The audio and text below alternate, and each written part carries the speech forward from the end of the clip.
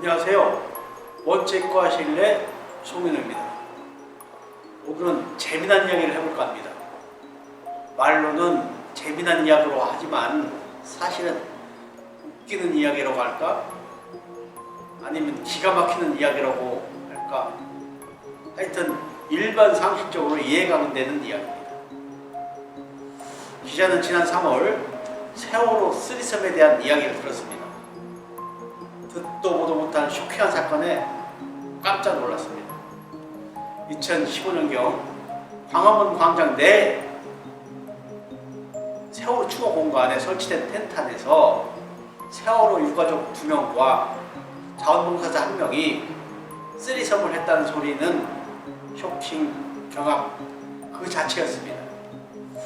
해서 이야기 근원지를 찾아가 보니 2018년 5월 10일자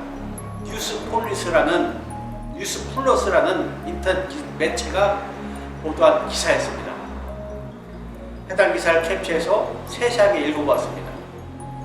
사실관계 파악에 주력한 후 세월호 참사와 관련된 민감성 때문에 보도를 할까 망설였지만 당사자들이 반성의 기미가 안 보여 보도하게 되었다는 기사 내용에서 사실 보도임을 파악할 수 있었습니다. 해서 당시 기자가 운영하던 유튜브 방송 인권TV에 3월 25일 이슈 나도 한마디 몸으로 때운 자원봉사 세월호 아픔 치유에는 쓰리섬이 최고라는 제목으로 영상을 게재하였습니다. 그리고 잊어버렸는데 6월경 대전 중부경찰서 수사과 사이버팀에서 전화가 왔습니다. 고발당했다고 해서 6월 26일 조사를 받았습니다. 그리고 또 잊어버렸는데 어제 인 12월 7일 공소장을 받았습니다. 명예훼손으로 불구속 공소 제기했다는 것입니다. 기자와 같은 평범한 사람들은 이해가 가지 않습니다. 당사자인 세월호 유족들이 내세울 게 없는 창피한 일인데 고발적으로 다시 회자시키겠다는 의도를 이해할 수 없었습니다. 하지만 생각이 다 틀리니 어쩌겠습니까? 어쨌거나 공수사실에 나타난 범죄 사실을 보니 가관입니다. 검사가 사건을 수사하면서 이런 식의 엉터리 공수장을 작성한다는 사실에 놀랐습니다. 사실과 하나도 부합하지도 않을 뿐더러 범죄에 해당하는 비방의 목적으로 거짓을 드러냈다는 증빙이 하나도 없습니다. 사실 2년 전 기사인데 고소해들은 지금까지 왜 침묵했는지, 기사가 진실한지 등 고발이 옳은지를 수사해 해당 기사가 거짓인지를 밝혀야 합니다. 그리고 해당 기사를 인용 방송한 것이 왜 거짓인지 그게 적시되어 있어야 함에도 없었습니다.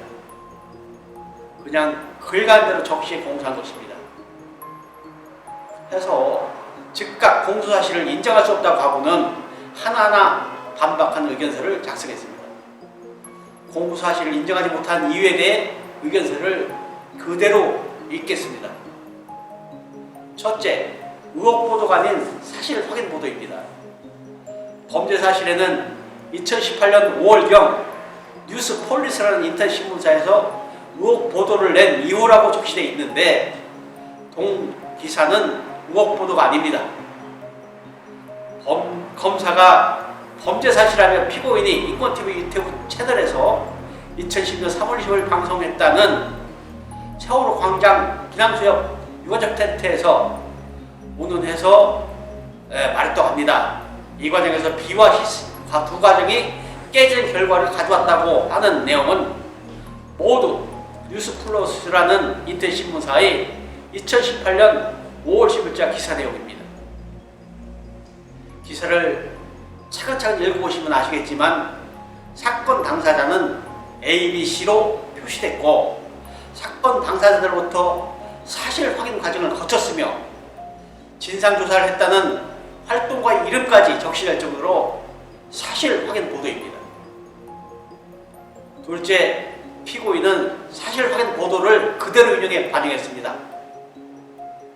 검사가 범죄 사실이라면서 피고인이 인권TV 유튜브 채널에서 2020년 3월 20일 방송한 내용은 모두 뉴스플러스라는 인터넷 신문사의 2018년 5월 10일자 기사 내용으로 맺었다고 합니다.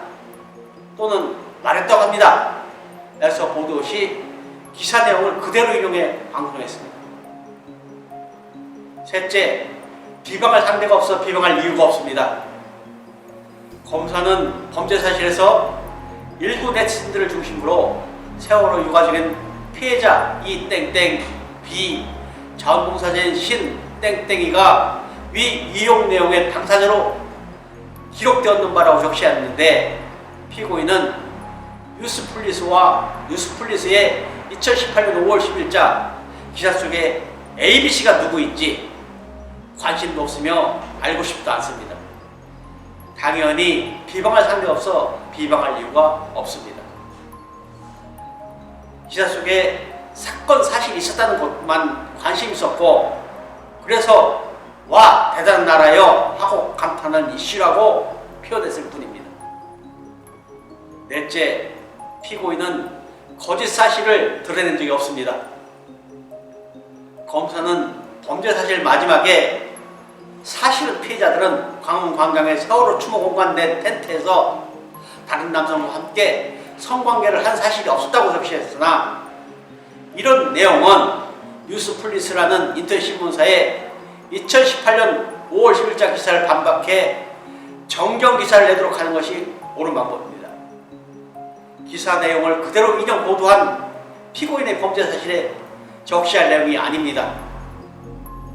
아마도 피고인이 거짓 사실을 드러냈음을 강조하고자 적시한 것 같은데, 이는 번지수를 잘못 찾은 것입니다. 피고인은 뉴스플리스의 2018년 5월 10일자 기사 내용을 그대로 인권TV 유튜브 채널에서 방송했을 뿐입니다.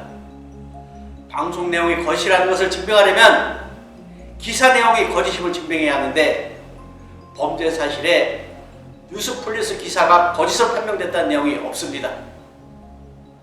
또 설사 뉴스플리스 기사가 거짓으로 판명되었다 하더라도 이를 인용 보도한 것이 거짓이라고 할 수 없습니다.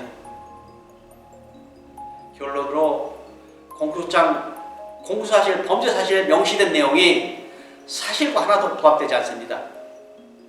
따라서 피고인이 피해자들을 비방할 목적으로 정보통신망을 통하여 공공연하게 거짓 사실을 드러내어 피해자들의 명예를 훼손되었다는 검사의 범죄 사실을 인정할 수 없습니다. 피고인은 기사 속 ABC가 누군지도 알고 싶지 않았고 ABC가 누군지도 모릅니다. 당연히 비방할 상대가 없어 비방할 이유가 없습니다. 상대가 없는 비방은 성립되지도 않으며, 피고인은 뉴스플리스의 2018년 5월 10일자 기사 내용을 그대로 인용하여 인권TV 유튜브 채널에서 2020년 3월 25일 방송했을 뿐입니다. 이는 표현의 자유에 해당됩니다. 이상입니다. 인권의 시작은 평등입니다. 누구에게나 평등은 적용되어야 합니다. 인권TV 송윤웅이었습니다. 감사합니다.